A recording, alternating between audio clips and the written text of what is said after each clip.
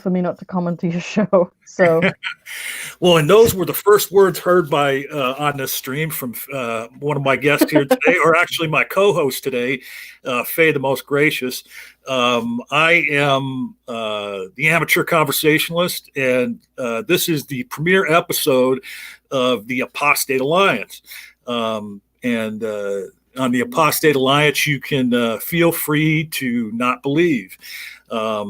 We are starting this podcast to talk about issues being dealt with by Muslim apostates, and to endeavor to bring Muslim apostates into the atheist and broader skeptic community. Because they are part of the community already, but it seems like we don't see them as much in the atheist and skeptic community as far as on YouTube and different things of that nature. So as I said, I'm joined today by Fay The Most Gracious. She's agreed to be a co-host here, and she is agreed that when she's available, she might come on maybe once a month and help me co-host this. On other times, I will try to have another ex-Muslim be on here as a co-host. Perhaps we can rope Ali into doing that sometime in the future. And that is our guest today. The first guest for the Apostate Alliance is Ali Malik. He is an ex-Muslim atheist and a human rights activist. And just to talk about this podcast for a minute, this is the premiere episode. You probably won't see another episode until after the first of the year. We'll get through the holidays, and then this will be at least twice a month. And we want to reach out to all ex-Muslims.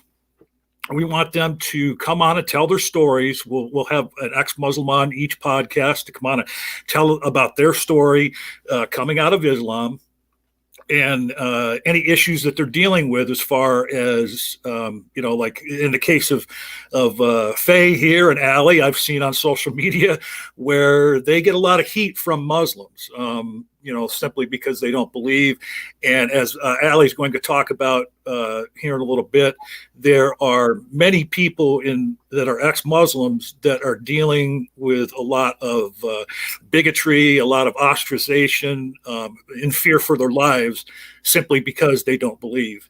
And this is what we want to talk about on these podcasts, and again, get those ex-Muslims into the atheist skeptic community so that their voices can be heard. Now, the first thing we're going to talk about is some issues on Twitter today. Both Fay and Ali at this time have been banned from Twitter. Their accounts have been closed out, or they don't have access to them. I don't know if they've been deleted forever, but at this moment, they're not able to use their Twitter accounts. And I'm going to let Fay start and tell you exactly what it was that caused her account to be denied access. I think one of my followers said it best. I think his name is G Ray. He said he made a list of things that happen every month, and at the top of the list was that Fay gets banned on Twitter every month. There's been a lot of stupid bannings for me, and every time I've appealed, Twitter's always been either really reluctant to respond or they just deny my appeal. So in the case of this instance, it was a case of saying that Allah is a cunt. And I stand by that. I think that's an accurate description of what he is. And I don't know, I feel as though Twitter protects deities who can't be proven, but when it comes to calling different people cunts, for real, on a daily basis, on that account, I used to get death threats, I used to get rape threats, I used to get called all kinds of names. I used to get called out by big figures as well, with massive followings. And very little would be done about that most of the time if I did report it. And the only time I would report it is in the case of a death threat, because I don't really think it's worth reporting for other things. But even in the case of reporting because of death threats, I would just say that Twitter would pick it up and say that there's nothing wrong with the tweets most of the time. So I don't know. I don't know how they're choosing to govern it. But Ali's case is like completely different. You just summarized the thread, and they like. I don't think they didn't erase your account. Did they? They locked it. Yeah, they logged me out of it. I can't log into my account. But the account is still very much on Twitter, and people can access and see my profile. Okay. Yeah. Did you appeal it? Sorry? Did you appeal it? I did appeal it. Like, if I hadn't appealed it, my account would have been restored in 24 hours. But because I wanted to appeal because it's not my fault, there is nothing, it is not even my words.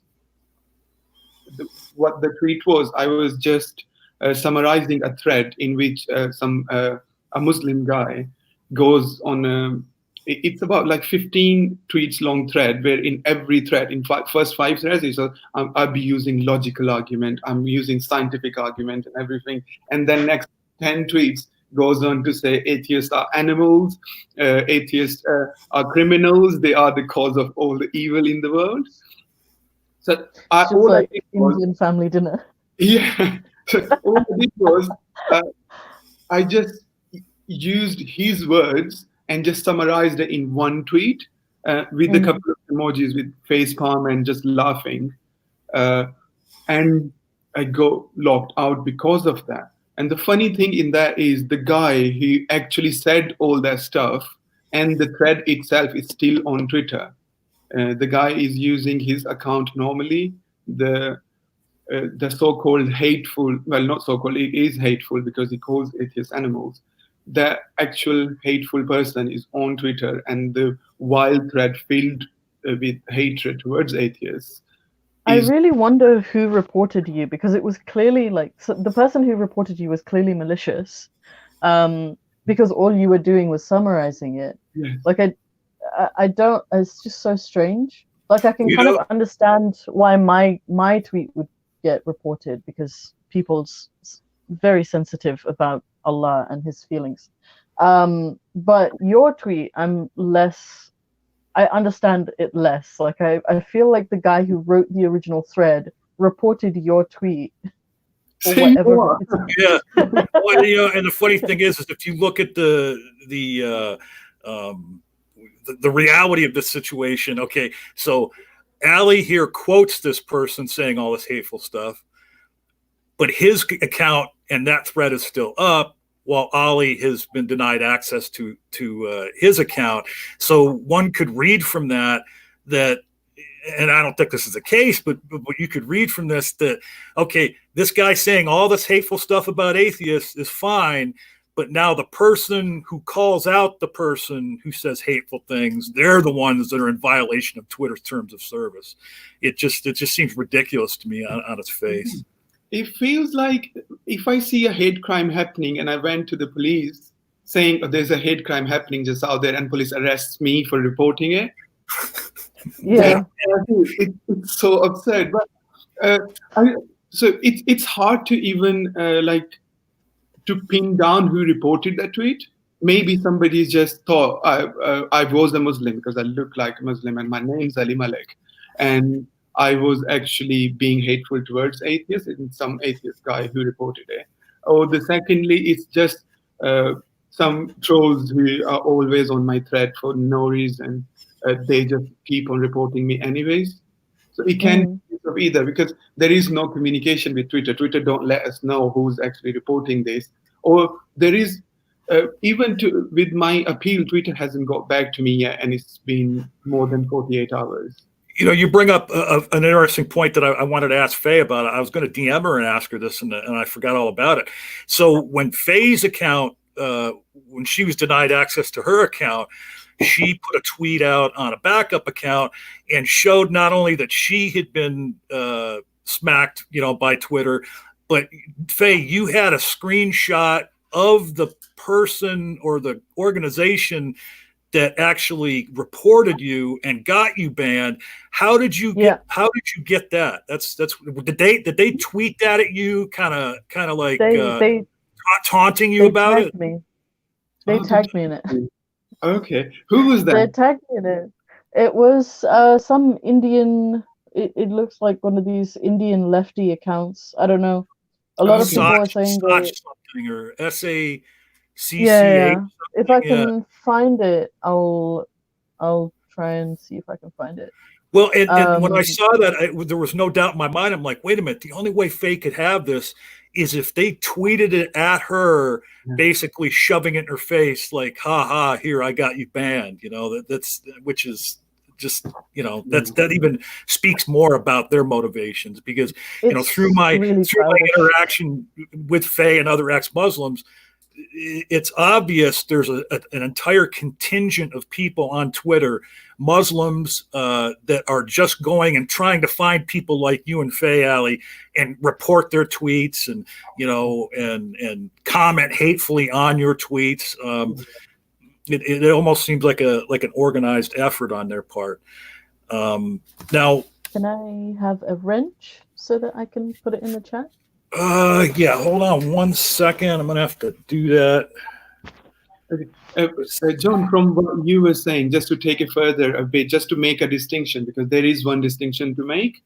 So people like me or ex-Muslim men, we do face backlash, but most of the backlash we face is just other Muslim men challenging us or trying to get us into talking to them, because men to men, they're all up for talking. Even though there is still a boundary that ex-Muslims can't go over. But when it comes to women, ex-Muslim women, their behavior is completely different. They just want to silence most of ex-Muslim women, because when women speak out, these people can't handle it. And other than Fay, Sadia Hamid, who's my co-host on my channel, Park Atheist, and she's the spokesperson for Council of Ex-Muslim of Britain, she gets banned regularly, and she's been banned on Twitter for about 2 months now. She's been banned since August, right? August, and her ban originally was for 2 weeks, and she's appealed it 3 times. Yeah. But every time she does, she gets banned straight after again anyways. So it happens a lot more to women than it does to men. Because I remember the last time Twitter put me on, I think it was like a week lock or something. You were telling me that Sadia has been banned for a while. Do you know why she got banned? I've forgotten. So this time it had nothing to do with Islam. She tweeted out against the transgender stuff, especially what was happening in Canada. And that's another dynamics that, like, if you're a woman and you talk about women's rights, and there is a community within trans rights that attack you. Sadia had that front to fight as well. That's where she got blocked, because she's not gender critical per se, but she does want to make a distinction between transgenders and biological women. But you'll have to get her on to get her opinion on that. Yeah. Hey, so you have mods now, Fay, if you wanted to post that in there. And I just want to take a minute and welcome folks. Math Pig, thank you for stopping by. There's our community shiller, Tony Designs. Thank you for stopping by today. This one guy is here. Maynard Saves is here. My buddy, my brother from another mother. Maynard Saves. Smoke weed every day, Maynard. And, that's one of Maynard's catchphrases there. Harry Evett, welcome. And the Holy Spackle is here. Hello, Holly. How are you doing today? Thank you, all of you, so much for being here. There's a tough name to say, Titan Uranus, and that's Uranus like the planet. Okay, I just want everybody to know that's like Uranus like the planet. Now, one thing I've noticed too on Twitter in the last few months is there's been a couple people whom I won't name because of why they left Twitter, but I've seen more than one ex-Muslim. And there's Dragnot Silvas in the house now, I just noticed. But I've noticed a couple of ex-Muslims that have left Twitter. Oh, there we lost Fay. Okay. Come on back in, Fay. that have left Twitter, like this one young lady that tweeted out here about a week ago saying that she had to leave her Twitter account and all social media because of the hatefulness that she was receiving from the Muslim community. And she didn't really say it specifically, but she alluded to the fact that for her safety, she had to leave social media. And so I presume that she's living in a country that is, Muslim controlled, and that she was in fear for her life, basically, being out on social media and having people maybe find out who she is. So let's go from there into, and I'm gonna let Ali start, but I think all of us, have some news items we want to bring up. I have a few here that I bookmarked about things that ex-Muslims are going through in Muslim countries. But go ahead, Ali, and I'm going to step away for 1 minute while you tell the things you have to say today. Yeah, thank you, John. Let's start with the West itself, because I think we should criticize ourselves before we before we go into what's happening in Muslim countries. So what we see happening in the West is selective outrage, and that's quite disheartening, because when I moved to the West, when I moved to Britain, I thought, after all of my struggles of leaving Islam and everything, I thought every life matters the same. But when you hear stories about prosecution, ex-Muslims being prosecuted or blasphemers being prosecuted in Muslim countries, the cases that are highlighted in the West are very selective. And that approach, for example, in the case of Pakistan, when you think of blasphemic prosecutions in Pakistan, almost everybody in the West would think of Asia Bibi, the first case, because that was because most human rights organizations in the West and most of the Western atheistic and secular community were adamant on highlighting that one case. Whereas there are 40 people on death row in Pakistan alone right now for the crime of blasphemy. So, and why the case of Asia Bibi was highlighted more in the West is also interesting, because one, she was Christian. So many of the Christian organizations in the West were pumping in money or just trying to highlight the Christian prosecution in Pakistan. It was easy because she was falsely accused of blasphemy. So she had never committed blasphemy. So it was easier for the West to say, oh, this woman, this Christian woman, is being falsely prosecuted in Pakistan. But whereas when it comes to the real blasphemers, the people who have actually committed blasphemy, we don't see any outrage happening from within our community. And I think our community needs to get back, get into the ring and start highlighting the cases who are just being prosecuted for being free thinkers. Doesn't matter if they're not atheists. They are ex-Muslims. They are free thinkers. They're trying to bring secularism into a Sharia-based legal system of Pakistan. So I've highlighted two cases. I've highlighted these two cases because these are two people who might actually have committed blasphemy under pseudonyms online. So they didn't do it under their own name. So one is Professor Junaid Hafiz. I'm sure you might have heard him in the news, or recently some ex-Muslims are trying to highlight his case even more. So this guy is a scholar. He studied in Mississippi in a really famous college, and then he moved back to Pakistan in 2013, and he was a professor there in a couple of universities. So apparently, we're not sure if it's the same person, but apparently under a pseudonym in a closed Facebook group, he called Muhammad Munafiq Mullah. So Munafiq Mullah means hypocrite. Hypocrite scholar, yeah. That was his crime. Then the people from the university started marching on the streets asking for his arrest. He was arrested in 2014, put on a trial for blasphemy. The death sentence for Pakistan in blasphemy is death. The sentence is death.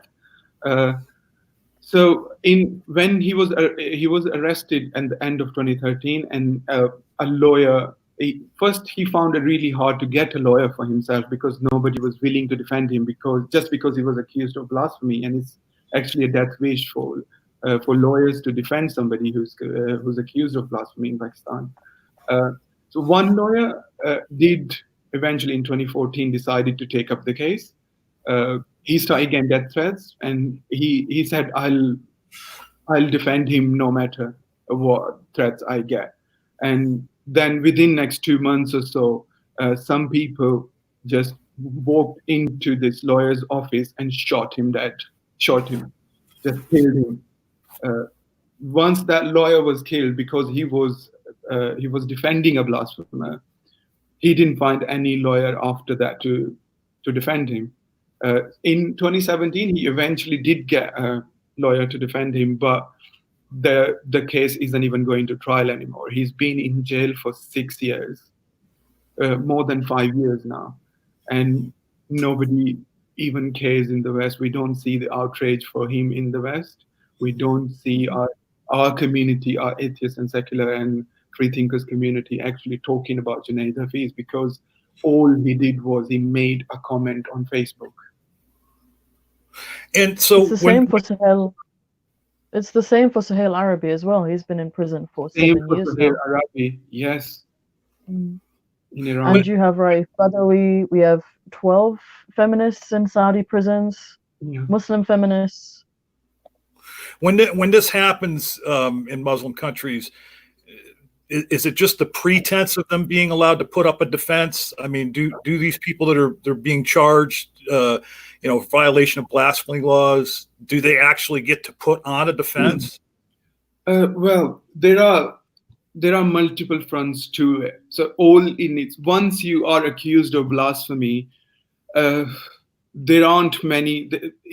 The chances of your survival are quite slim, anyways. So even if by some miracle, because there aren't many people who actually, if the case goes to trial to the court, there aren't many people who actually get out or freed.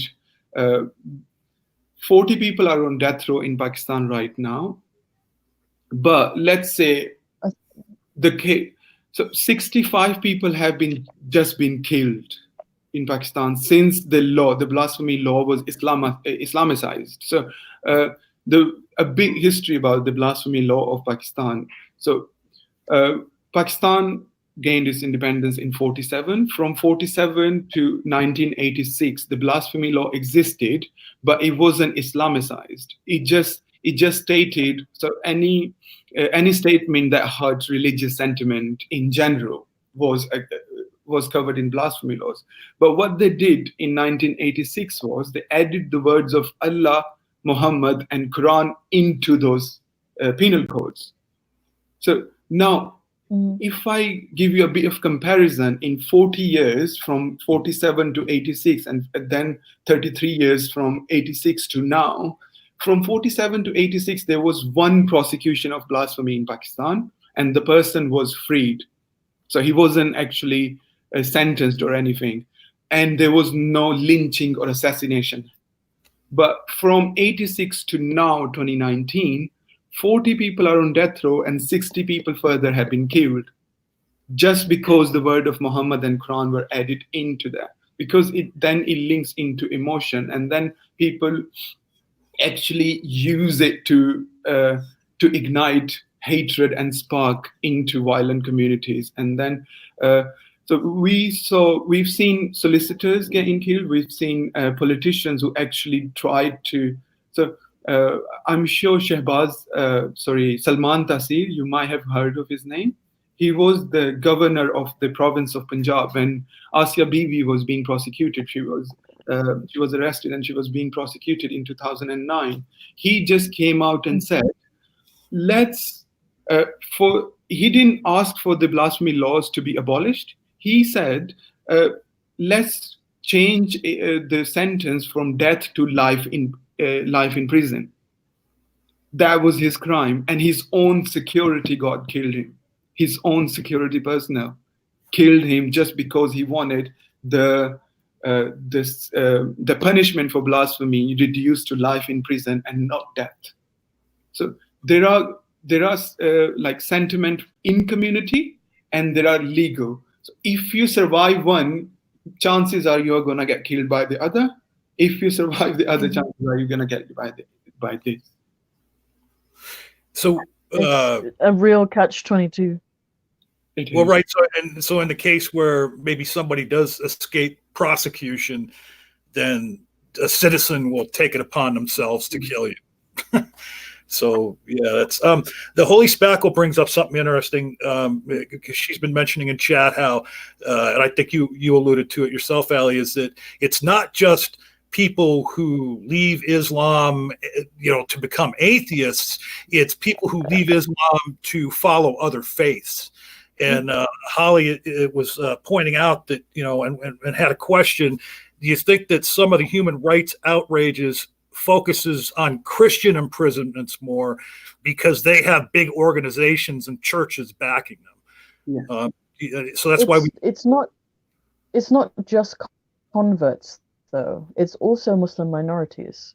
We have minorities in Pakistan like the Ahmadis, like Shias, who are also persecuted. Like Ahmadis can't even identify as Muslims because it would be considered blasphemy. They can't call their places of worship mosques because it would be considered blasphemy. It would be. It's not just. Sorry, go on. So any Pakistani citizen, if you apply for Pakistani passport, on the form to get passport, you have to sign and declare Ahmadis non-Muslims, because it's part of Pakistan's constitution. Pakistan's constitution, which was written in 73, actually classes that you cannot call Ahmadis Muslims. And in blasphemy, if you think of any religious minority being prosecuted, Ahmadis are on the top of that list, because they can just do anything. They can call, as Fay mentioned, if they call their place of worship a mosque, which is supposed to be a Muslim place of worship, that's blasphemy, and they're prosecuted for that. If they call themselves Muslim, that's blasphemy. If they proselytize their religion to some Muslim guy, so just having a debate with some Muslim person can lead them being prosecuted legally in Pakistan, because they're not allowed. And I think aside from the blasphemy laws, the levels of discrimination for minorities, like the Christian minorities, like the Hindu minorities, like the Ahmadi minorities, is extremely severe as well. And these are all stemming from the fact that these blasphemy laws exist. Yes. Yeah. So somebody in the chat is kind of taking you to task, Ali. He calls you a name. I'm not going to say it. And he says that the laws are not being applied, but that here in America, there's also blasphemy laws on the books, and they're not being applied. Now, as far as in Muslim countries, I think you mentioned Pakistan, there's over 60 people that are imprisoned right now. 40 people on death row. 1,576 people have been tried in Pakistan for blasphemy. 40 people are on death row. 65 people have been killed. So anybody who's saying these laws aren't implied, they are wrong, because we see the numbers. We see people being prosecuted. We see people are on death row right now. We see people getting killed. We see students, like university students, not even villagers. We're not talking about people who aren't well educated. University students killing one of their friends because he might have committed suicide. Sorry, might have committed blasphemy, not suicide. Blasphemy. I thought maybe you misspoke there. So as far as these news items, and Fay, do you have anything from the news that you wanted to share? Not really. Ali has a lot more research, because all this stuff, we were talking about it just before Blasphemy Day, which was up in, when was that? It was like beginning of September, I think. Yes. Yeah, so we were talking about all these things just before Blasphemy Day, where I had chosen to draw Muhammad.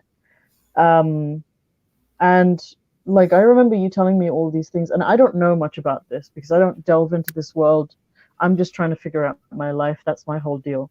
But when you were telling me these things, I could not process it because it's such a world apart from the freedoms that we have here. And while a lot of people might say, oh, we have blasphemy laws in the West, it's not the same.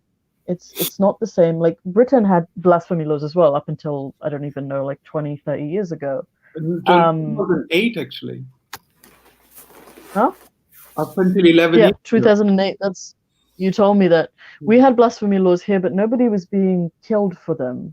People weren't being, lynched in the street for them. In Bangladesh, you have students killing their teachers, teachers killing students because of not necessarily blasphemy laws, but because of insults to religious figures or religious mythologues or whatever. So, and the situation is just not. Sorry, go on. So we'll continue off. You can come back to that. So Bangladesh is supposedly a secular country. Their constitution is secular. Yes, exactly. That's the right.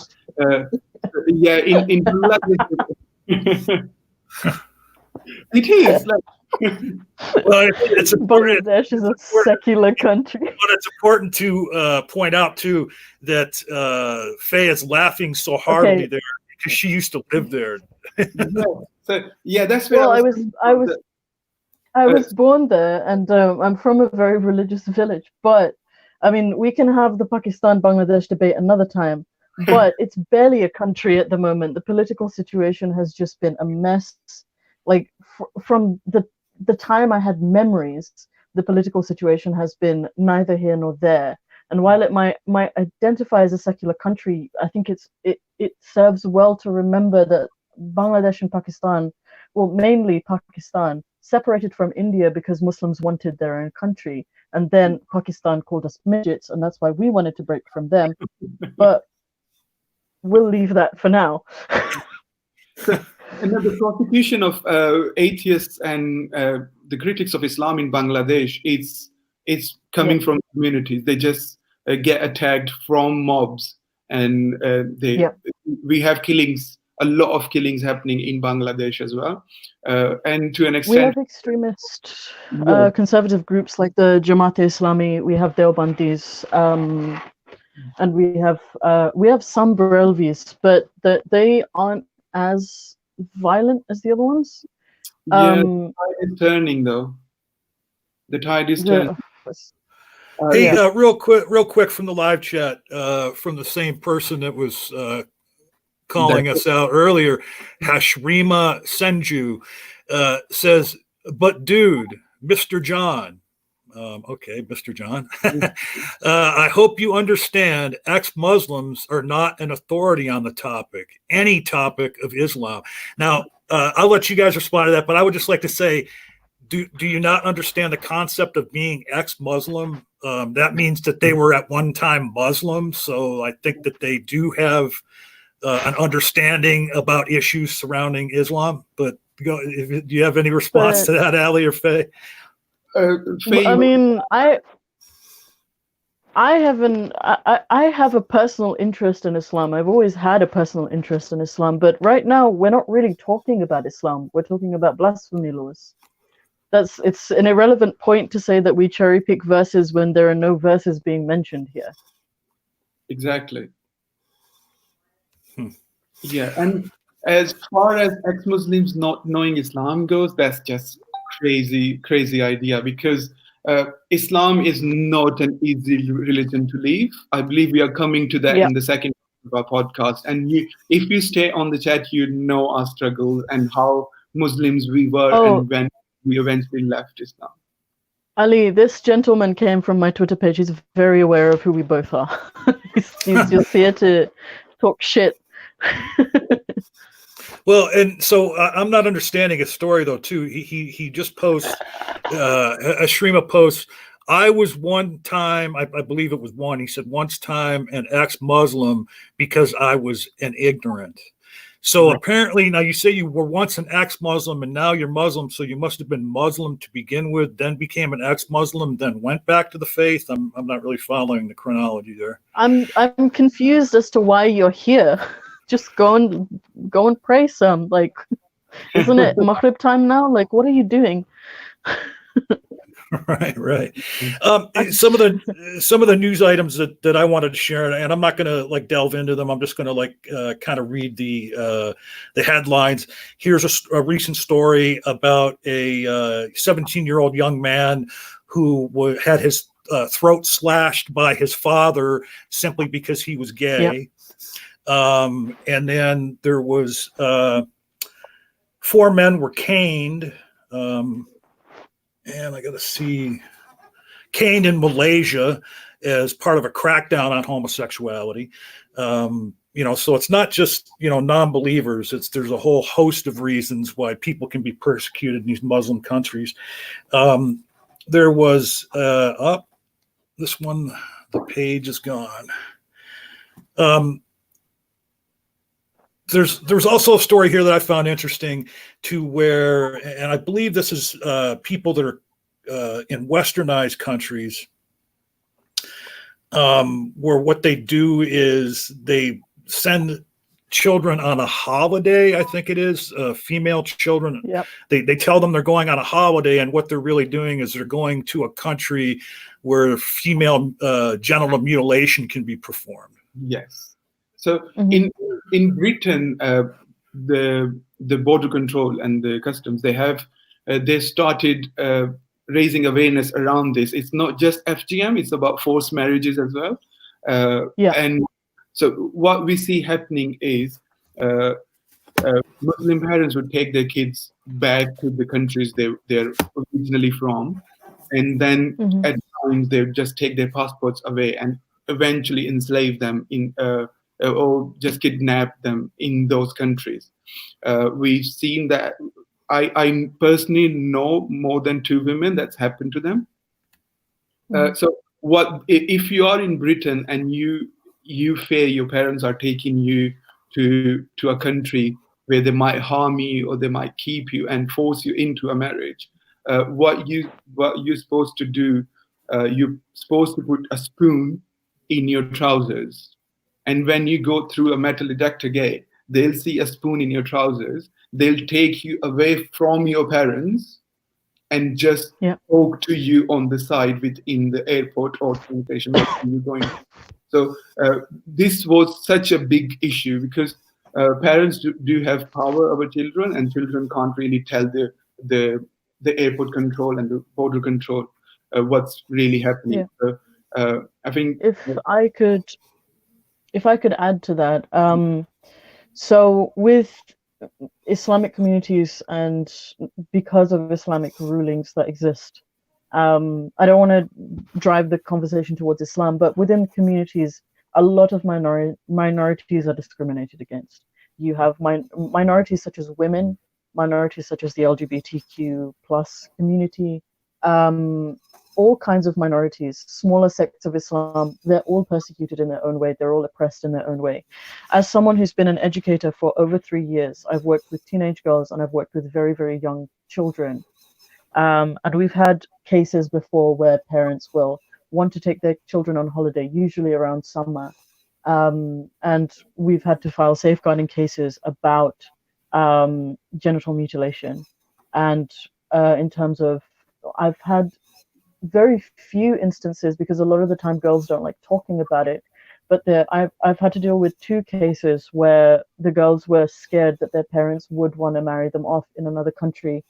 I think it was either this year or the last year where the first prosecution was done for a mother who had put her child through FGM here in the UK. I think it was either last year or this year, but before that, things like this weren't prosecuted at all. She was the first one to be arrested for it, and unfortunately, because so many people still see it as a cultural thing to put their own daughters through this abuse, it goes highly underreported, highly underregulated. but more and more training is being done to make educators and carers, really, social carers, so educators, teachers, youth group leaders, things like that, police officers, nurses, more aware of these issues and how to handle them. It's really, really unfortunate that people still see these things as it's their culture and they're allowed to do that. It's honestly, it's sick. It's really, really sick what some parents will put their own flesh and blood through. We've also had cases of people who were gay or lesbian being sent back home to be put through conversion therapy or to be put through an exorcism. And these are young kids. These are all under 18. You know, they're children. And it's really, really terrifying.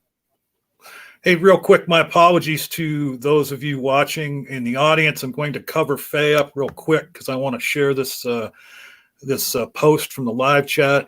Ex-Muslim Somali Voices says, ex-Muslim Somali Voices is now focusing on Somali parents in the West, taking their kids back to Somalia and Kenya for all sorts of, female genital mutilation, gay conversion, forced marriage, Islamic training, etc. And as a matter of fact, that was one of the news articles that I had bookmarked here. It just came out December 2nd, and I'll try and link this in the video description after this post as a video. But it was a story of a young man in Somali, saying that they call for my slaughter. Apparently, there's over 1 million atheist Somalis that interact on social media, and they try and do it anonymously, but then there's this whole contingent of people that go on those sites and try and dox these people so that they can suffer the consequences of being an atheist. And let me get Fay's face uncovered here because yeah, we don't need any more of that. But in terms of Islamic training, what's really unfortunate is that we don't actually have to send our kids abroad for that. Most of the radicalization process that I went through was solely done here in the UK. I joined the Wahhabi movement while still living in a westernized country because we have so many underregulated community centers and mosques. Where all these publications are widely distributed and taught to children. And these publications would include Sharia teachings that are vile and backward, teachings about homosexuals that are calling them degenerates and, inhuman and things like that. Misogynistic teachings, all kinds of things. Anti-Semitism is a big one as well. And unfortunately, you don't even have to send your children to another country for that. That's widely available in the West because it's so underregulated. And I would also like to say, because we briefly spoke about Twitter at the beginning of this stream, that Twitter is one of the biggest recruiting grounds for ISIS. ISIS has a massive grasp and reach through the internet, but Twitter is a massive catalyst for their recruitment. And I find it extremely ironic that they will police what people say about religion, but won't police, at least effectively, recruiters for actual violence in the world. Huh. Yeah, that is something. Go ahead. If people would like to know a bit more about how Wahhabism actually gained prominence in the West, especially in Britain and Europe, look for a person called Hassan Ridwan, who was actually a teacher in an Islamic school, and he saw it happening with his own eyes. He's been through the journey where he saw this happening around him, and he's written about it. He's got videos about it on YouTube. Look for Hassan. He has a channel. Yes, and I'll see if I can dig it up. Ex-Muslims of Somali Voice is doing some amazing work as well. You should look for Halima, who we all admire. That's our mutual Dutch friend, Halima. Yeah, and she's a brilliant writer. Her poetry is really hard-hitting as well. You should look her up as well and follow her. Yes, I believe we follow one another on Twitter. Yeah, she's brilliant. Yeah. So, we're also here today because we want to hear, because each week we're going to have somebody on to discuss this, but we want to hear a little bit about Ali's journey out of Islam, and, his time as a Muslim and what brought him out of Islam and what he's been dealing with since then. And for this part of the broadcast, I'm going to turn it over to Fay to wheedle that information out of Ali. So, Fay, you go right ahead. This is if you knew me and Ali, you'd know that we play this game where we just measure how oppressed each of us is. It's the best game, and he always wins because he's a refugee. And sometimes I win because I'm a woman. But Ali, why don't you tell us, give us a background of how you grew up, what you grew up on, and talk us through that first, and then we'll move on from there. I grew up in Pakistan, and being in Pakistan and seeing the environment and growing up in the environment and judging from it, I didn't think it was possibility. Islam was the only possibility to have respect in life. Like, Islam was the only way forward. Plus, my family had been through some struggles themselves, which made them more fundamentalist kind of Muslim. My grandparents saw all of their family converted from Wahhabis to Ahmadiyya Islam. Then they disowned all of their family, moved about 20 hours drive away from them to a completely different city, and just became a lot more fundamental in their approach to Islam. And well, they were just for our majority not Muslim aware audience, do you want to explain what's so bad about becoming an Ahmadi? So Ahmadiyya Islam is essentially the easiest way to describe that is that reformist movement with a prophet coming in the late 20th century and late 19th century. So this guy comes along, Ghulam Ahmad, born in India in the city of Qadian. He says, I'm here to tell you the real message of Muhammad and Allah, because Muslim Ummah has essentially forgot the real message. But because he claimed to be the prophet, so to say, Muslims wholeheartedly disowned him.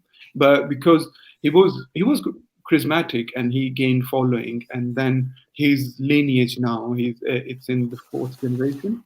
His lineage now are the heads of the movement, where they constantly trying to.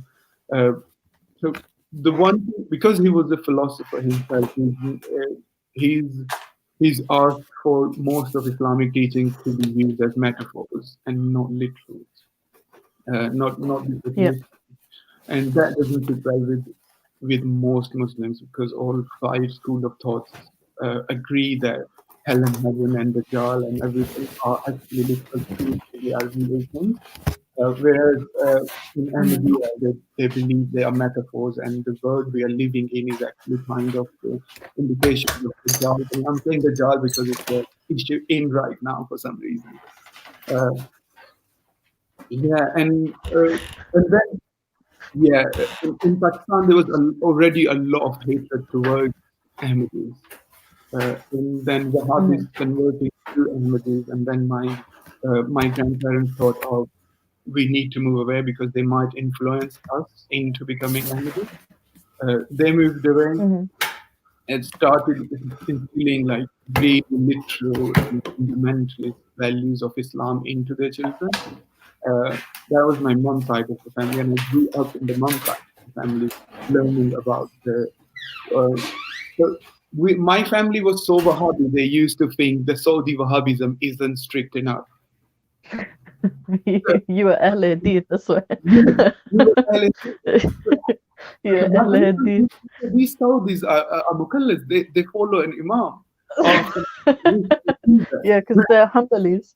Yeah. So I actually grew up in the hub. My mom was like manazar. So he used to debate Islam with different sects of Islam, and they were really strict, and so much so that we believe that praying behind an imam who's not from Salafi Wahhabi sect as we were isn't right, because it's not going to be accepted, because the guy you're praying behind is faith. Because they're not Muslim.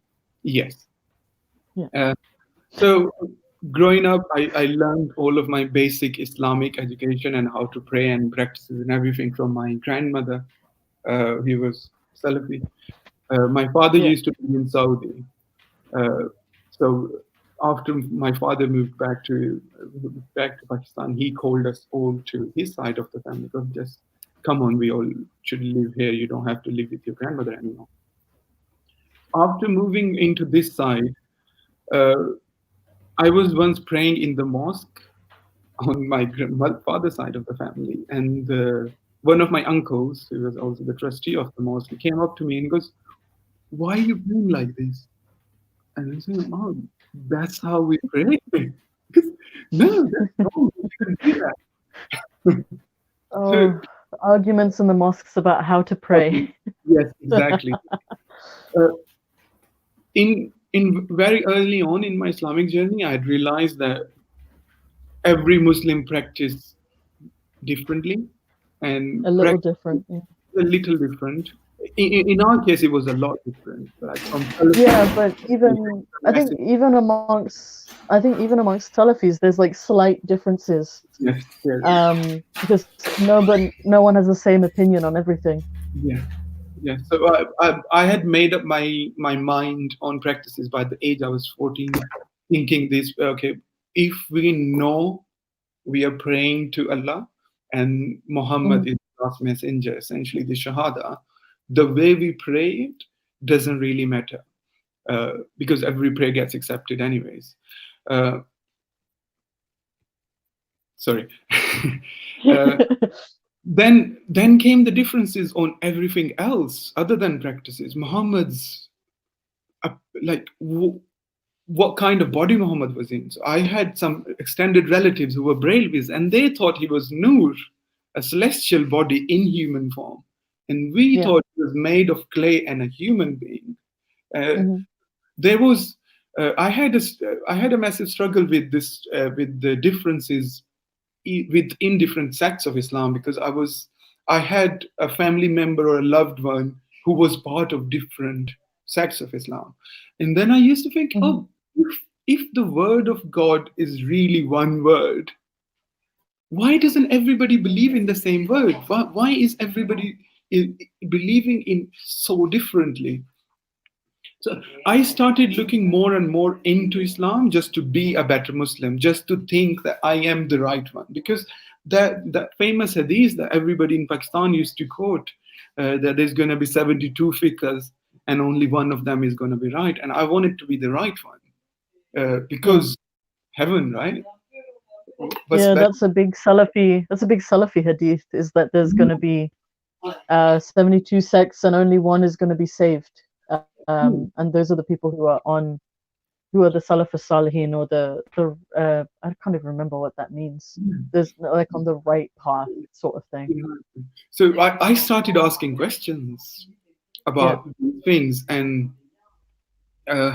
people used to get angry on questions. The question of did you used to start fights? I used to start arguments. And then when I was 17, we went for Hajj. All of us, my mother, my father, my grandmother, me. We were all in Makkah doing the. Do you want to briefly explain what Hajj is? So Hajj is one of the 5 pillars of Islam, the 5th pillar of Islam. And if you can afford it, it's first on every Muslim to do at least once in their lifetime. Compulsory? It's like what's janazah? First the kifaya? First the kifaya is fard if you can do it. So compulsory with conditions. Yes, so it's like if I believe that's correct. You should do it. It's first on sahib istatat. So if you can afford it, it's first on you. If you can afford it, and if you're well, and for women, if you have a mahram or a male guardian, then you can go. You Women should can't do it. travel on their own. Are you okay? That's what I said. We're the male guardian. Of course. Yeah. Don't bust my balls about it. I made the distinction. I was in Makkah This is and the amateur conversationalist. It's not amateur hour. Oh, I think we're getting a taste of the banter that goes on between Ali and Fay on a regular basis. I was in Makkah doing Hajj. We went there for 40 days. The Hajj itself takes about 5 days. Then you have rest of the days just to go around and visit sites and just see where Muhammad was born and where they fought all the wars and all the graveyards where all the companions of Muhammad are buried and everything. So I was 17 years old. I didn't want to spend 40 days day and night with my mother and my grandmother. That was literally the last thing I wanted to do, right? So I started hanging out. And Hajj is like very crowded. It's very cramped. There's like thousands, millions of people there. Just to tell you how crowded it was, so you're supposed to do Tawaf is ziyarah, which is in the middle of the Hajj. So just after you pray your Hajj prayer in Nimra, you go to Kaaba to Tawaf is ziyarah, which is 7 circles around the Kaaba. After about 4 circles, last 3 circles, my feet didn't touch the ground. I was so compacted. My feet were above the ground. I was levitating in a sea of people, and I was just moving around the Kaaba. There's that many people. Hey, just real quick, let me interject just a word to the chat. Certainly, anybody that disagrees with anything that's being said, and I'm speaking to you, Hashrima, you're free to make your arguments, but I just put them in timeout. One thing I don't want you to do is don't disrespect my guests, okay? That's like the 3rd time you have posted something pejorative about Ali, and I'm not down with that. So you've been put in a 5-minute timeout. When you come back, if you can be reasonable, we'll allow you to remain. But take the next 5 minutes and to think about how you were interacting in my chat. Go ahead, Ali. To Hashrima, please stay on. I'm reading what you're saying, and I do want to say some things to you when I finish my journey about leaving Islam. We appreciate your form of love towards us. Yes. I started hanging out in the libraries of both of the mosques. I was sitting in the house Muhammad was born in the house Muhammad stayed in Medina. It's turned into a library now. And I was in the Muhammad's house reading about Muhammad's life because I was obsessed with Muhammad. Yeah. That's we have to be. Yeah. That's the first time I came across him having sexual slaves, laundries, and having one of his kids, a son from one of his sexual slaves who he never married and kept his properties. When you told me this for the first time, I was so surprised because it was everything that I had learned from since I was a child, was that he had sex slaves and he had a child bride, and like we learned about all his kids and things like that. And for me anyway, being indoctrinated into that ideology, it was such a normal thing. But when you told me that, like you had never heard that in Pakistan where they teach Islam, it was so shocking to me. But anyway, go on. So before that point, I was 17 at the time. My Islamic education started right from birth, informally and formally from about 5 years old. I spent 4 to 5 hours every day from the age of 5 to 17 learning about Islam. Every single day. Madrasa, school, home, mosque, all 4 places were teaching me about Islam. And nobody had ever told me that Muhammad kept women as his properties and he was allowed to have sex with them without marriage. They were his sexual slaves. That was first crack in the foundation of zeal. I was a zealot. And the more fundamentalist you are, the slighter the crack needs to be to break the foundation. The first crack came when I said, when I read Muhammad sexual slaves, and then I started asking about this when I came back to Pakistan. I started asking about this in the mosque, and I got banned from our own mosque. My dad got called into mosque. You got banned from the mosque. My dad got called into mosque, and you are a proper rebel. Yeah. No, I was just trying to be a better Muslim. I didn't want to leave Islam at the time because I didn't know it was a possibility. I know. You were just asking questions and seeking understanding, and they banned you. Yeah, and they got angry because I was asking about the personality of Muhammad, and some of the phrases used are still like they are so engraved in my memory that I never forget some of the phrases. Phrases like you can ask about practices but can't question the faith. So if I'm not questioning my faith, what's the point in believing? Because I'm believing, you're telling me to believe. If I can't scrutinize my own faith, I'm a robot. I'm not a human anymore. So anyways, my family started getting a bit of hint that this guy might be a trouble. And then he's asking wrong questions and everything. Once I did my A-levels, my father said, okay, I'm sending you to Britain to study. I said, okay. I didn't want to come, but he said, okay, I'm sending you to Britain to do your studies. I came to Britain in 2010 when I was 19. Saw life outside Islam for the first time. I had movies in there, but we hated the West when we lived in Pakistan because for us they were impure. For us they were like they weren't humans. Everything they stood for were wrong. We hated the West living in the West, so Sorry? we hated the West while living in the West. Yes. So it's a very common thing. Yeah. So after coming here in the West and meeting with people who had never been Muslim in their life, who never read Quran, found that to be more morally sound than most of the people I had met in Pakistan. And so the exposure was really important because the exposure made me realize life outside Islam can be moral and people can be happy without Islam. Yeah. And I want to ask you a question. Yes. When people would talk about kafirs and like mushriks back in Pakistan, so like disbelievers, what did you think that they were? So first of all, we thought the West had no morality. Everybody slept with everybody. There was no notion of marriage because marriage is a sacred institute, right? Yeah. To my shame, I'd admit I had used the word animals for Western people when I was Muslim because the premarital sex and everything. And then, we are told right from our childhood to not be like them. Even now, my mom doesn't know of my apostasy, and she always, every time she ends a call with me, she'd say, "Don't forget who we are." Yeah. Forget who we are, and I'm so tempted every time. And so I have told my mom, "Oh, mom, who are we? Aren't we humans?"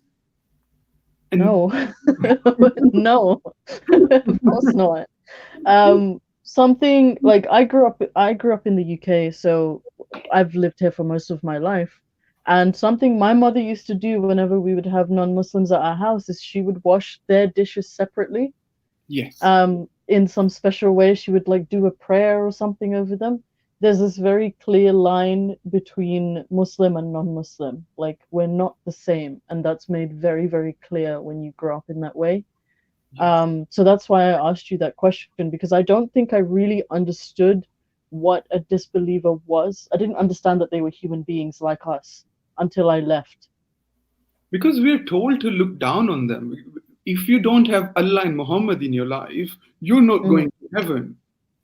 Yeah. If you're not going to heaven, there is you must be a degenerate. Yes. You must be a degenerate. Yeah. That's the general feeling. And I had seen non-Muslims, how non-Muslims are treated in Pakistan. For example, so Christians in Pakistan, although they're in a really small minority. Mm-hmm. They usually get the sewage and cleaning jobs. That's the only Yeah. job. It's reserved for Christians. Muslims don't do that job. They're And basically untouchables, right? untouchables. These are like government jobs, municipality jobs, and when municipality advertise them in papers, they actually say khakru, which is a sweeper, the street sweeper, done in old school, not with machines as we see in the West. It's a guy coming with broom and just sweeping the streets, or sweeping jobs. And when municipalities advertise their jobs in paper, after the title, in brackets, it says for Christians only. Yeah. Yeah. So these jobs are reserved for Christians. And then we had a Christian guy who used to come and sweep our street.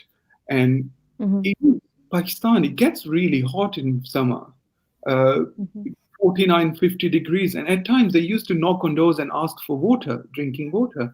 And what you see, so yeah. It's just the most basic thing to ask for. Yes, you see a water glass or a cup, which is outside of the house on top of the electricity meter. The Christian who comes already knows this glass is only for him. Muslims can't drink from that glass because Christians are impure and Muslims are pure, and we're not supposed to share that glass together. You pick up the glass, knock on the door, hand you the glass and say, "Can you get some drinking water?" Once it's done, he's supposed to put the glass back on the meter. So to that extent, the difference between Muslim and non-Muslims that was told to us, that we saw around us, was stark. We saw it's an apartheid. It really is. It is a religious apartheid, completely there. And these things, if you see this all your childhood, that you can't share the same drinking glass with Christians, what are you going to think of? What can you share with them? What can you share with them? You can't even share water with them. No, you can't say it's share the same pot. So there is a notion of human and non-human in that. Or just superiority, I think. Superiority. Muslims have superiority in Islamic jurisprudence and scripture as well. It tells you time and again that you are superior because you believe it. Because that's why the jizya and the dhimmi status exists. Yes, it does. But we're getting away. So you came to the UK and you experienced this kafir lifestyle for the first time. Not lifestyle per se, because I was still practicing Muslim back then.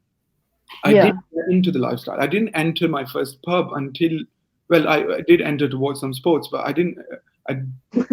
I still didn't like the lifestyle. Yeah. I had started to see them as humans. That was the basic thing, but that was such a massive step forward for me, even though it's such a normal thing to do.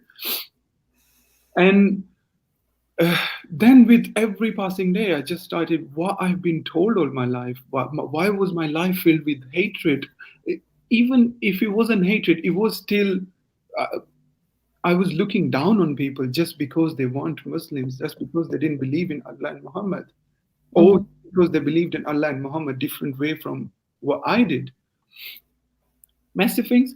And then because I was studying, I started looking into sciences. And I had studied evolution before in Pakistan, but in Pakistan studying evolution is... it's like getting a fairy tale told, isn't it? It is. And then there is a real discouragement from teacher from believing in it. They don't want it. I'll tell you that the situation here in Islamic schools isn't any better. It's still, it's pretty terrible. What my science teacher told me was that evolution, the missing links are actually, there's a verse in the Quran that says that Allah turned the Jews into pigs and apes, and that's what the missing links are that people find. Yeah. It's crazy. It's really and it's really disgusting.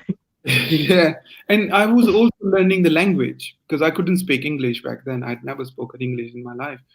I was learning language through TV, and British TV is full of atheists. And Indians would make jokes about God, and there was no lightning striking them on the spot. There was nobody marching in the street calling for the execution. So that no one was just jumping them from the stage. That was so happen in Pakistan. Like, we're laughing, but if somebody made jokes like that in Pakistan about Allah and Muhammad, they would literally be jumped on the stage. Yeah, that's too far. There was Sami Shah, who's a Pakistani comedian. He's in exile as well now. He lives in Australia. He's an ex-Muslim as well. He played the role of Juliet while being a man, and he had a beard. He got tagged for that. Okay. that's gross. Yeah, he moved to Australia now. Not him playing Juliet. That's not gross. The fact that he got exiled because he played a female role is disgusting. He did start joking about religion after that. Yeah. Then he had to leave Pakistan. He's written a book called Islamic Republic of Australia. It's quite funny because he's a comedian. I gotta find that. Yeah. Did a female play Romeo? No, he's male and he played Juliet. Well, right, but I was asking, was the role of Romeo played by a female? No. No, okay. No, by a man. That was the controversial bit. So, but anyways, yeah, you saw these comedians, and they were telling all these risque jokes, and they weren't being. There was no divine punishment coming for them. Yes. So what happened next? So one of the best, like my favorite TV shows I used to watch was hosted by Stephen Fry, and I had fallen in love with Stephen Fry because he's extremely intelligent. Oh, he's the best. Yeah, and then I just started watching his content off QI as well, off his show, and just watching his videos on Twitter. YouTube. And that's when I came across the real heathens, like the people like the hardcore heathens. So I was already questioning the infallibility of Muhammad anyways, because he had done things for himself that he had forbidden others to do. Having more than 4 wives, he had 11 wives, and the sheer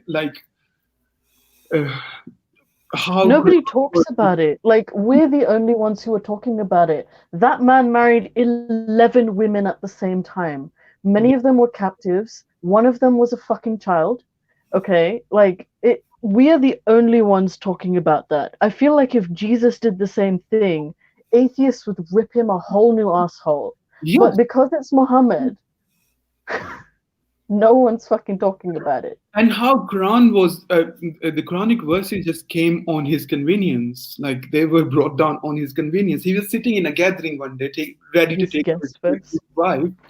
And he announced to his companions, companions, I'm taking the 5th wife. Companion goes, oh no, we don't know. How can you take the 5th one? No, surprise, surprise. Gabriel comes down and he goes, hold on a minute. I'm talking to Gabriel right now. He's just told me the rule of 4 doesn't apply to me. It applies to all of you.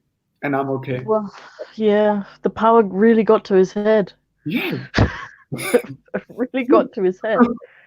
And then just consuming atheistic content, and that just made me realize. And I actually looked at it from all different angles. I've looked at it from historical point of view. I've looked at it from psychological and evolutionary point of view. There was 4 questions that I wanted answers to. Oh, this should be good. Does God exist? Why do people believe in him? Why do people want to believe in him? And what purpose it serves?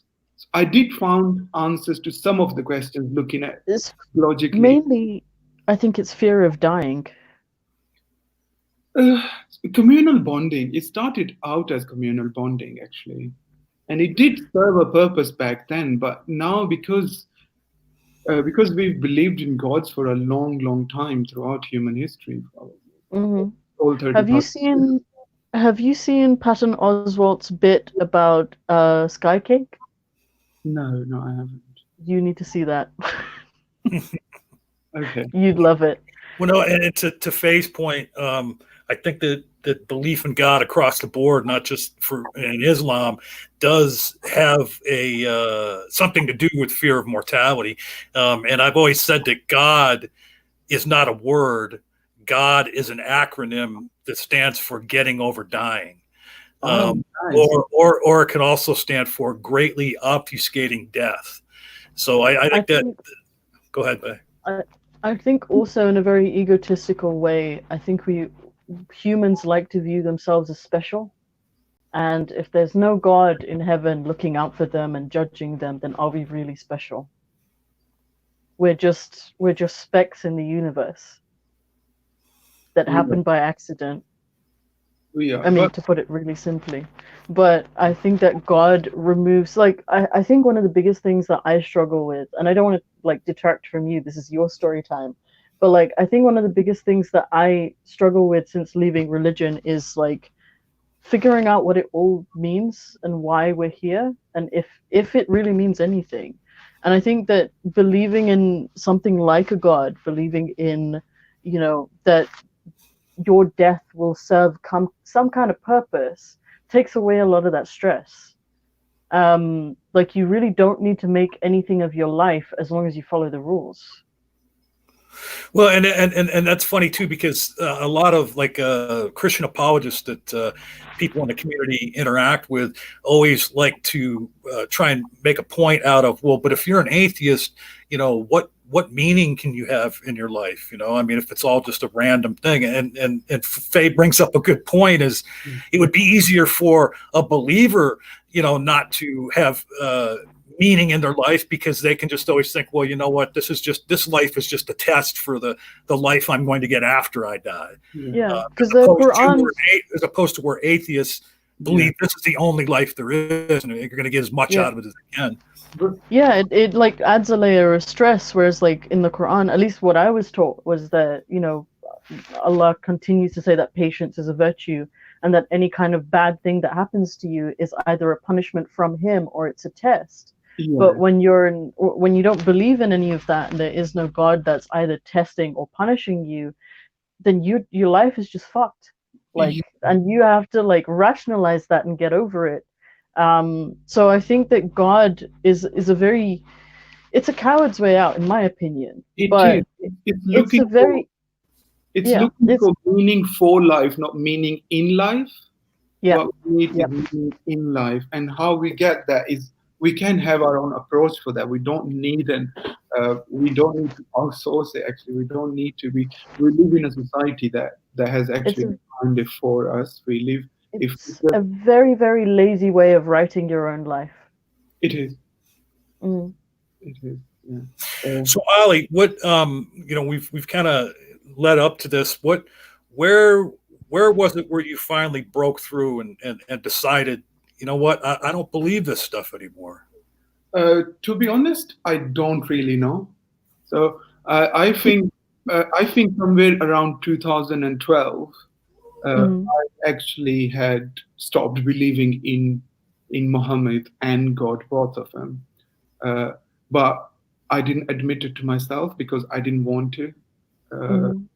It was hard. I went into depression because I didn't know where I belonged, because if I wasn't a Muslim, I wasn't a Pakistani.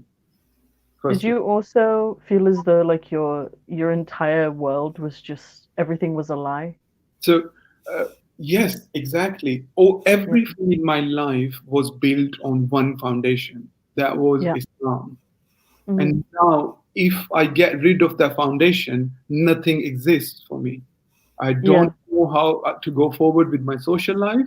I don't know how to go forward with my professional life, and my studies were getting affected by it. I was just constantly going down. The more I was thinking about these issues, my friend had started leaving me one by one. All of my friends, I was living with my childhood friends, even though I was in London. They started seeing this change in me, where I was going from fundamentalist to just practicing to a skeptic to questioning, and to actually just whenever we had a discussion to actually actively disagreeing with some of Muhammad's. Dissenting. Yeah. And then they started leaving me one by one. We were living in a massive house, 4 of us, 3 of my childhood friends and my younger brother. Started leaving one by one. Then my younger brother left as well. I was completely alone. Yeah. Fell into depression. Isolated myself from outside world because I didn't know how to conduct myself. I didn't know where I belonged. There was a crisis of identity and existence both at the same time. I didn't belong in Pakistani communities because Pakistani community didn't want anything to do with me. My social life outside Pakistani community wasn't strong enough to carry on with it without having an identity.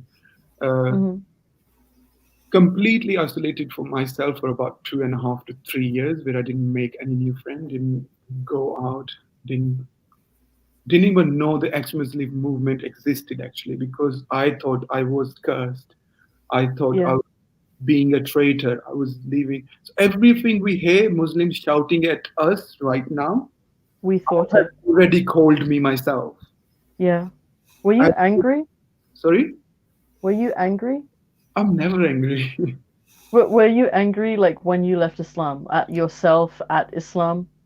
No, it was a state of despair, complete despair, not having any hope whatsoever, which actually did lead me down a harmful path. I did try to commit suicide a couple of times, even though that was completely against my nature. Like I'm not a harming person. I don't self-harm at all. But that was completely because there was no hope left in life. But you think those things because that, like my life, you were a man, so you could still pursue a career. Like I had none of that. I didn't know who I was. I didn't have or existence. But what I'm saying is like when you have that foundation that Islam is only the really thing that matters, and then you discover that that's a lie, like it's not true. Everything that you've been told, everything that you've been sheltered from, is a lie. Yes. You don't know how to conduct your life from that, how to recover from that. You don't know if you're supposed to recover from that, and if there's something wrong with you. And I can relate to that a lot. So even if it wasn't in your nature, like you didn't have a history of suicidal intent, you didn't have a history of depression, you weren't upset before, but because your entire worldview had just shifted into nothing, like pure meaninglessness, pure nihilism, it can drive a person there. Yeah, it can. And then finally I did came across people who had left Islam, and then I thought, okay, there is a possibility. There are people out there who've been through the same struggle. I saw my first exMuslim person on BBC. Who was the first person? The person we all know and love, Maryam Namazi, actually. You saw Maryam first? Maryam was the first exMuslim I saw, and I had personified her because she kind of became my savior, actually, because she was the first person I saw, and then I realized, oh, there are people out there. Maybe I should reach out to them and see what they feel. Maybe I'm not the only one out there. Yeah. So when Maryam came on the screen, they showed she's the founder of Council of Ex-Muslims of Britain. Googled her. They had an online forum, started just talking to people online on the forum. And one day just decided, it took me about 4 years to come out and meet some other ex-Muslims face to face. I left Islam in 2012. In 2016, I met my first ex-Muslim. And Who did you meet? I went to a meetup, ex-Muslim meetup organized by Council of Ex-Muslims of Britain, which was advertised on their website. And I just thought, okay, I think it's time, because my life, I was actually tired of being hopeless. Yeah. That, okay, I need to just... That's weird, isn't it? It being is tired yeah. of being hopeless. Yeah. Came out, met ex-Muslims. Like, I went to the venue, I remember standing outside of the venue where my hands are shaking, my palms are full of sweat, feeling shortness of breath, having a panic attack just because it's time to verbalize that I have left Islam to somebody other than me. And I had no idea how would that be received, even though it was a meetup organized by other ex-Muslims. Yeah. You don't know if this is like a trap. Yes. Yes. It's really terrifying. Yeah, I was anxious and having a panic attack. Can you say who the first person you met was, or are they still? The first person I still know the person. And everybody I've met through Council of Ex-Muslim, who I volunteer for now and I'm part of, have all been really lovely because we understand each other, and it was so weird to actually meet other people who'd been through the same journey, but it was the first step towards rehabilitation, towards coming into terms with myself. Took me a long time from that. For example, I had to work on my anxiety and fear of people, and my depression took me 2 years. It wasn't until 2018 where I started feeling comfortable in my apostasy. It wasn't active before that. I think I'm still there, to be honest. 6 years of this struggle, after going through 6 years of this struggle, the last I want for anybody else to go through that. Yeah. No, that's why even though I have a real risk of losing my mom, I have a real risk, not just risk, I know my mom is going to disown me. She had already told me that. I still want to speak out because I don't want anybody else to go 6 years of struggle that I've been through. Yeah, you did it for 6 years. To be fair, I discovered the ex-Muslim community a lot quicker. So I left in 2017. And I went to my first meetup this year. And I think for a long time, I avoided looking at it because it was too painful. For me, I don't know what it was. With Islam, I had this huge fascination with it. And it's almost like when you do a degree in literature and then realize that it's useless. So I just went through my whole life. I don't want to offend anybody by saying that. I'm sorry, all you fine arts degree people. But I spent my whole life learning about Islam, and I had like this love for it. And then when I realized it wasn't true, it was almost like it broke my heart. Like I literally could not. I couldn't. And I'm thinking of your video that you did about your ex, and you were speaking of Allah, how Allah is your. It's almost like losing. Realizing that a loved one is not who you thought they were, and realizing that a loved one just never existed, and also that was never real, and that was never love. And for me, like even delving into the idea of religion was just too painful for about a year. But I think the first meetup I went to was this year in January. It was before the International Atheist Day, where I met you for the first time. That was in March, I think. But the first one I went to was in January, and I remember it so. It was like it was yesterday, and I was like that child that you leave on the first day of like kindergarten or nursery, where you leave them in school and they're just like crying, like they don't want to be there, they want their mother. Like that was me in January. Like I didn't know what to do. I was anxious. I was I cried for hours. We were at pancakes. Like people were worried about me. People coming up to me offering me tissues. And it's really, really painful to take that first step because it's still so difficult to leave Islam. Even in a Western country where practically nothing will happen to you, aside from like your family possibly coming out to kill you or disown you or, berate you for whatever you do. But that's nothing, right? Compared to the East, it's fucking nothing. And I've seen that point. We still have to campaign against that. Of course. Like, I'm not saying that. And I've seen a lot of people, there were a few users on Twitter back when I had my old account, who were complaining to me, like, you Western ex-Muslims, you always compare your struggles to the Middle East. It's nothing compared to the Middle East. And I was like, I don't remember a time where we weren't allowed to complain about our own pain.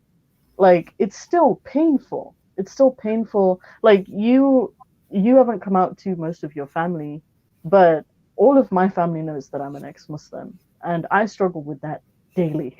that is a daily struggle for me.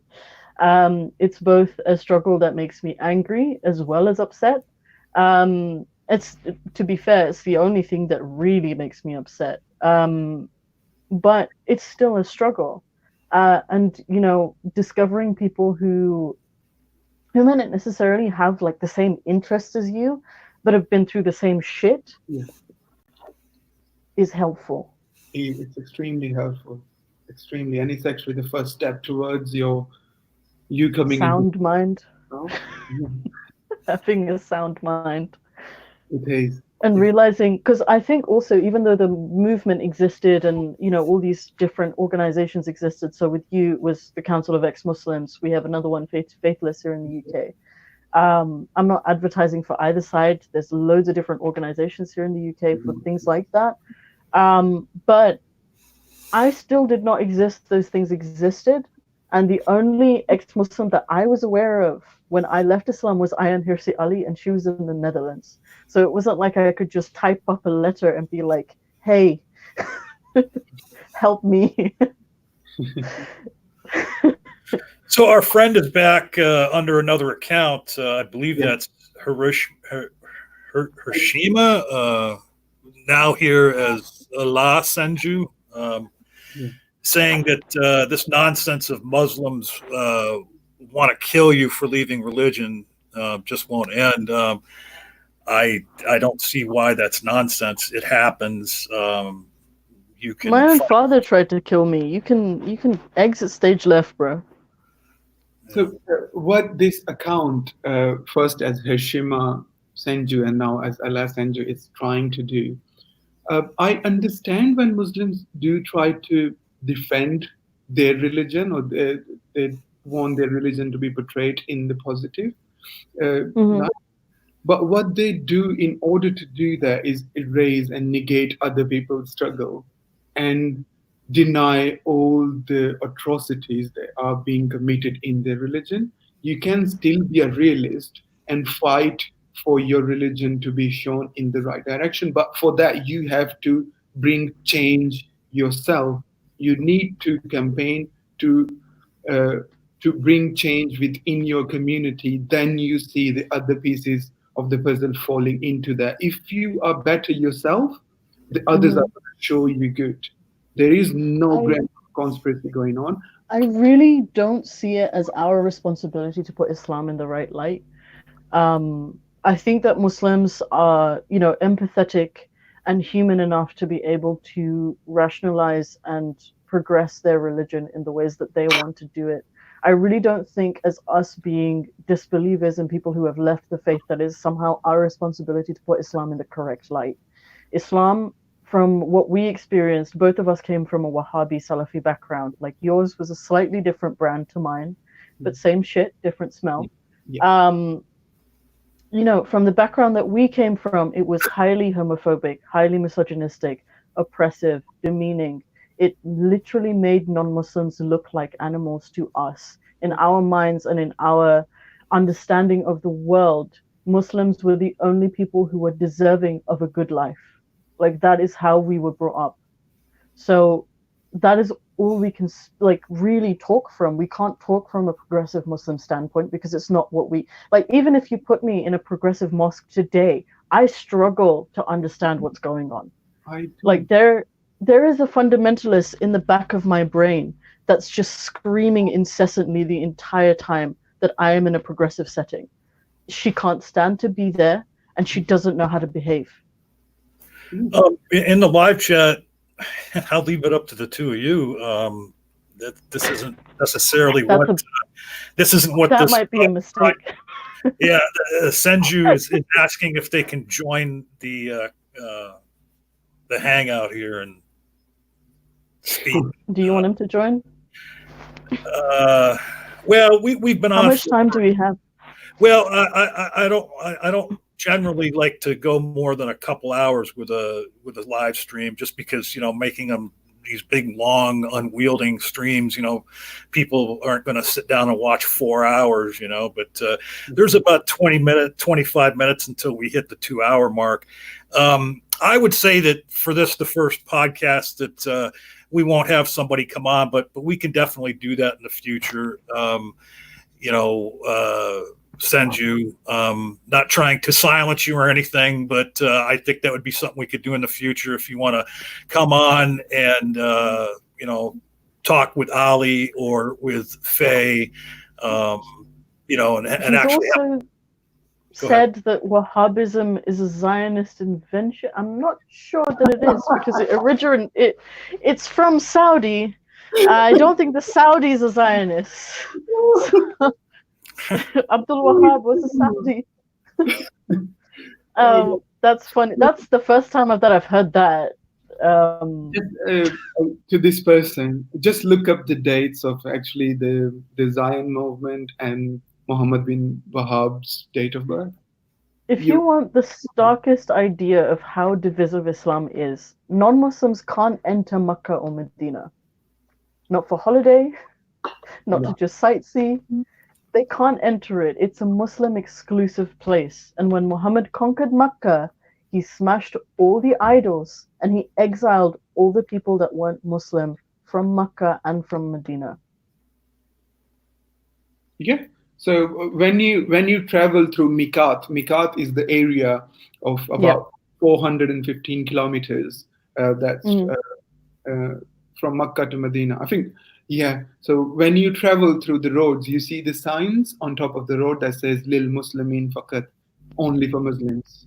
So if you're non-Muslim, you're not allowed to enter the area. Mm-hmm.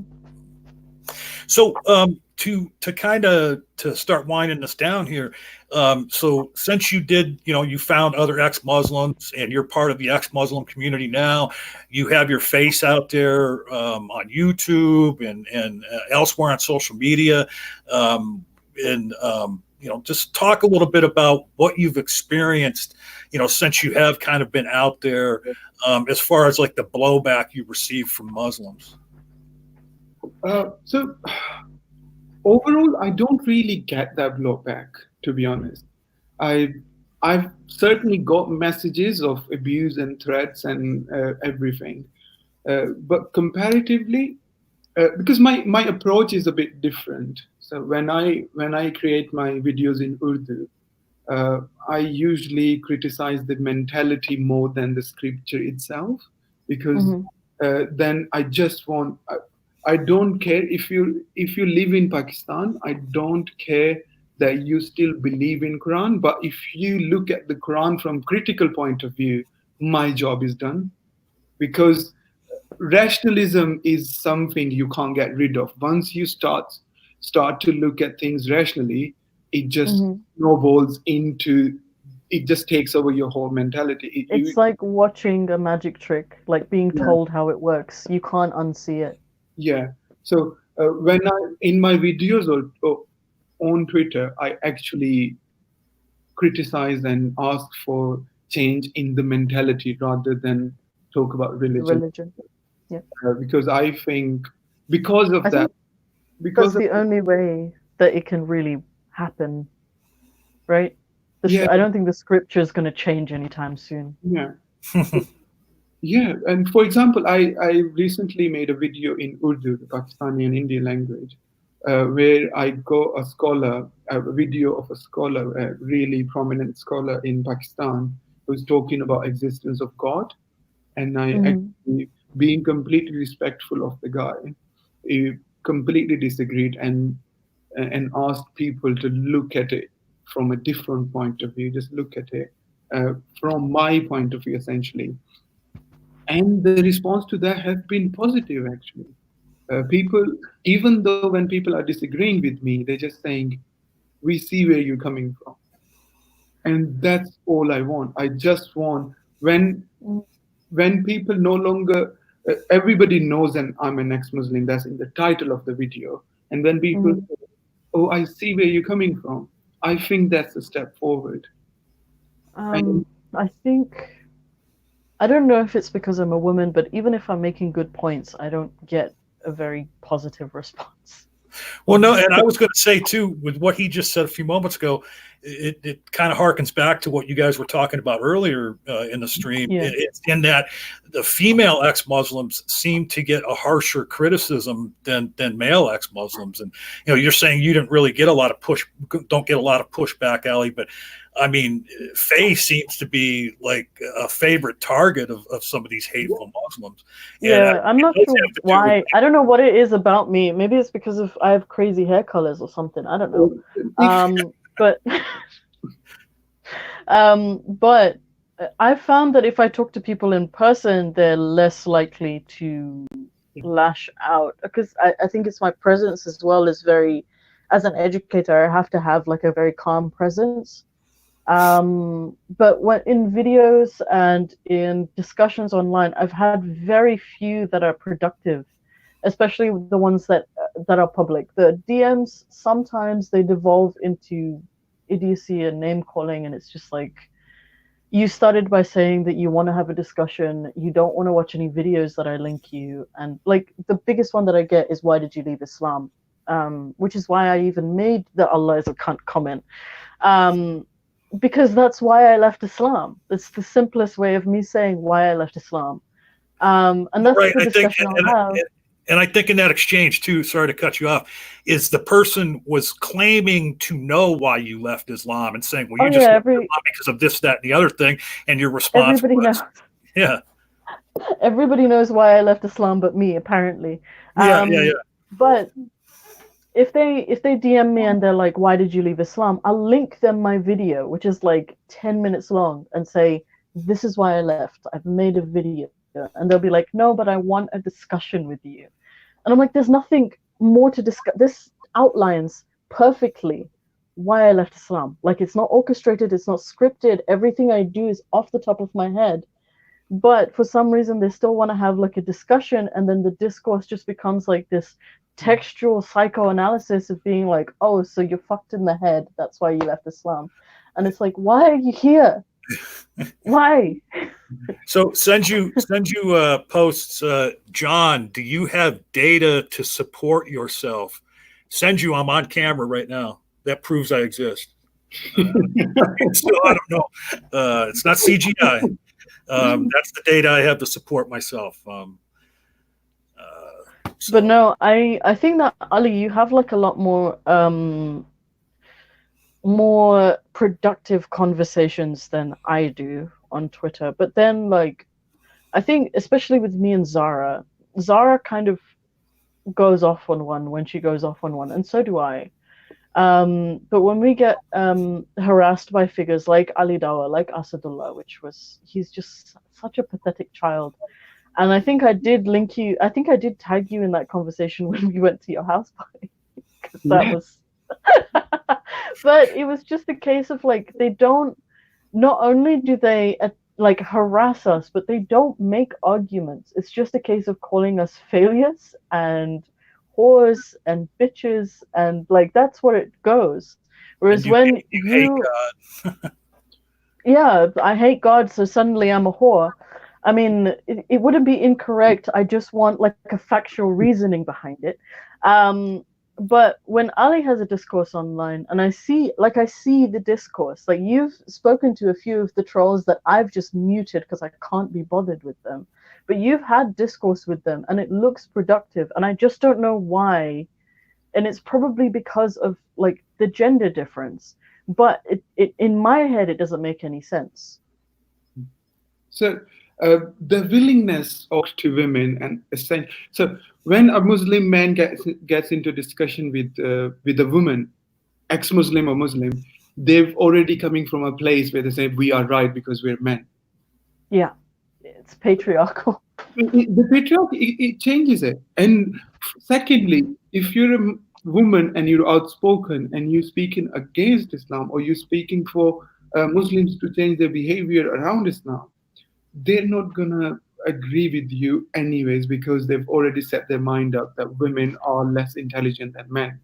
and Yeah, women. and that's also something that they believe, Yeah. that women are deficient in intelligence, so and we're emotional, Yeah, which Muhammad, is it, apparently is a bad thing. yeah, and we see that happening. So I was Faye and I we went to this event hosted by this YouTuber husband and wife, Viduvids and Mimzivids. You guys should Yeah. check them out. They're both ex-Muslims. Uh, so at that event, they were both asked the question about what kind of backlash they get. Vidu goes, "Oh, funnily, I don't really get much of backlash." And then Mimsy goes, "Oh, I get a lot of backlash and people just swearing at me." Sorry, excuse me. And if you meet Mimsy, she's like the nicest person in the world. Yeah. She's just a bucket of sunshine.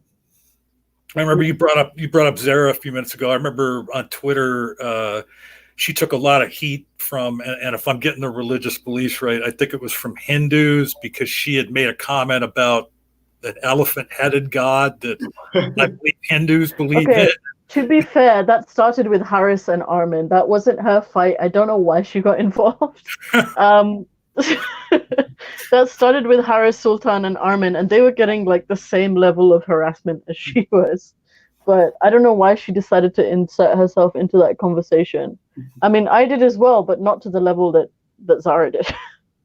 Yeah, I just found it kind of humorous because, I mean, Same shit. Not to pick on Hindus, but that is kind of odd, having a god, an elephant-headed god. I mean, so for someone to comment on that, I didn't think it was so egregious, but apparently a lot of Hindus did, because they gave those folks a lot of shit over at Zara and the other folks that Faye mentioned. Yeah.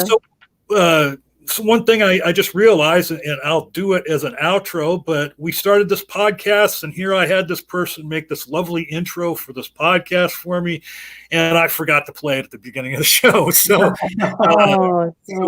so we will play that as an outro to the podcast.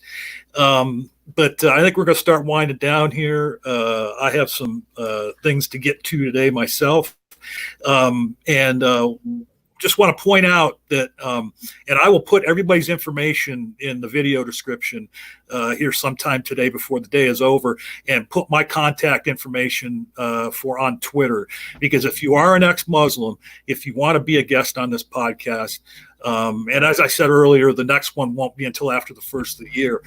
Please reach out to me. I'll leave my Twitter information in the video description, and we'll make sure my DMs are open to anybody, whether you follow me or not. And just DM me if you have trouble getting a hold of me. DM Faye or Ali, and they can let me know. We want to. This is what we want to do. Okay, this podcast is going to be dedicated to this. We will come on.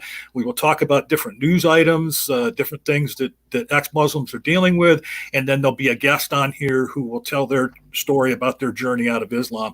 And well, Ali's, as he said a few moments ago, he didn't really get a lot of pushback. He talked about the struggle he had, 6 years of kind of transitioning out of belief. But just so you know, and there's a lot of people that are still in Muslim countries and that have experienced even worse situations than that. Mm-hmm. And those are the kind of, we want to have people on to tell those kind of stories, because if we can get this information out there, then we can give some hope to other people that are going through the struggle like Ali went through, like the transitioning from being a believer into a non-believer. Certainly when it comes to ex-Christian atheists, not to say that they don't have struggles too, because they do, but when it comes to the struggles of ex-Muslim atheists, it's just to such a larger magnitude than ex-Christian atheists go through. So let's let everybody tell about themselves. Ali, what are your final words here? And tell everybody about where they can find you as far as on YouTube and all that. Yeah, thank you. Thank you for having me. I really enjoyed it. So this is really important, the initiative you took, John, here. Thank you for that, because we do need ex-Muslims to be in the wider skeptic and atheist community, which we don't see happening for some reason, because ex-Muslims do get a lot of comfort from watching atheist content. And we do idealized to some extent some of wider communities, atheists and ex-Muslims, but we need to participate as well. We need to start raising awareness about the struggles that our community goes through. And I think being part of the wider atheist community and skeptic community, we can do that more effectively, and we can raise awareness on a wider level. And you can find me on Twitter. My Twitter handle's at Apostate Ali, which unfortunately I don't have the access to right now. I'm hoping to in the next couple of days.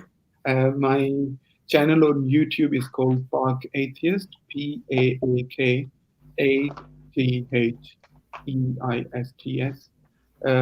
With my co-host Sadia Hamid, Sadia Hamid, you should follow her as well. And I create content in Urdu for the Pakistani audience, and I am planning to start creating more content in English as well, so we can actually reach the wider audience. I'm going to be on there very soon, so... Yes, you are. Can't back up. So Ali's forcing me. It's a Zionist contract. And my co-hostess with the mostest, Fay, what are your final words, and tell people where to find you?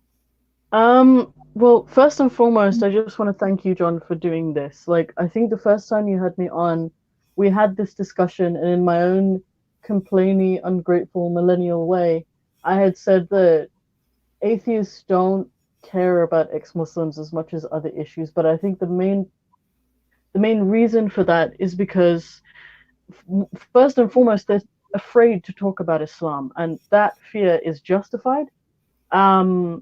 And also because a lot of ex-Christian atheists don't really know much about Islam. So first and foremost, I want to thank you for giving us a platform in a wider skeptic community than just in an ex-Muslim bubble. I think it's really, really helpful for us to be integrated into the wider skeptic community. When I first came on the show, I told Ali about it. I told a lot of people about it, and I think it's a step in the right direction, because this content needs to become more mainstream, and I think it needs to be more accessible to everybody, Muslims who are doubting, Muslims who aren't doubting, ex-Muslims, atheists, agnostics. Everybody should have access to this content and know that Christianity isn't the only religion we can shit on. Islam has a lot of garbage that we need to take out and reform and talk about. So that's the first thing I want to say. Just thank you so much for having us on your platform and for giving us a voice. And in terms of like shilling my own thing, you can find me on YouTube. I'm Fay The Most Gracious. I have Instagram. I have Twitter. I have a new Twitter handle. I'm not going to say it here because I don't want Twitter to be my main platform for talking, because it just doesn't seem like the platform for me if I'm getting banned every single fucking month. It just doesn't seem like the right place. At the moment, I'm brainstorming other ways of reaching people. What seems to be the most popular is Reddit, but I don't think I'm popular enough to have a subreddit. But yeah, my content is mainly based in YouTube, and that's all I can really say. All right. And thank you for your kind words, Fay.